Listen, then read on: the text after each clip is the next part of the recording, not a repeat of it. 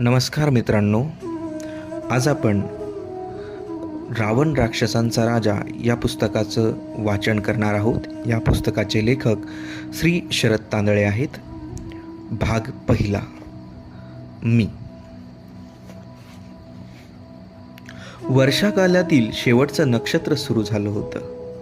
सकाळपासून सुरू असलेला पाऊस थांबल्यानं कुटीच्या छपरावरचा आवाज कमी होऊन शांत वाटू लागला.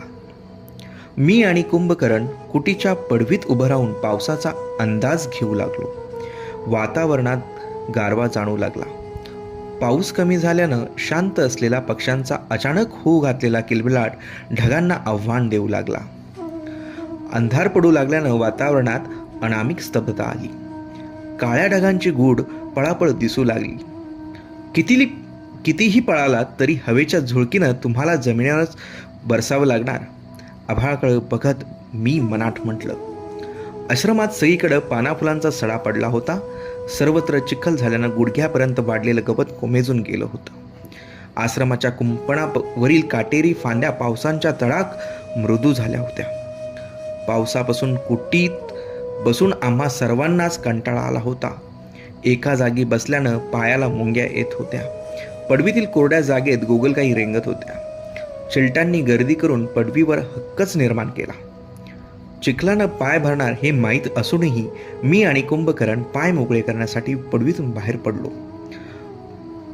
तोपर्यंत आश्रमातील बरेच जण मुख्य अंगणात आले होते. काही स्त्रिया यज्ञमंडपात साफसफाई करू लागल्या. काही जणी गोठ्यात जळण्यासाठी जमा केलेली लाकडं आणू लागल्या. आमच्या मागोमाग आई गाईचं दूध काढायला गेली. त्यामुळे गोठ्यातील गायी म्हशींचं हंबरणं सुरू झालं. त्यांच्या आवाजानं वातावरणात प्रसन्नता येऊ लागली. काही जण साठलेल्या पाण्यात दगड ठेवून पुढं चालण्यासाठी वाट करू लागले. कुंभकर्णा, हळूच चाल, पाय घसरून पडशील असं म्हणेपर्यंत सगळी भावंड उड्या मारत आश्रमातील मोठ्या अंगणाकडे पळाली. महादोर, दुःशासन, महापचार्य, खर पाण्यात लोळत खेळत एकमेकांना पाडी उडू लागले. चिखलाचं पाणी चुकवत मी आश्रमावर फेरफटका मारायला निघालो. शूर्पा, विभीषण, कुंभकर्ण आणि इतर भावंड खेळ थांबून माझ्या मागे आली.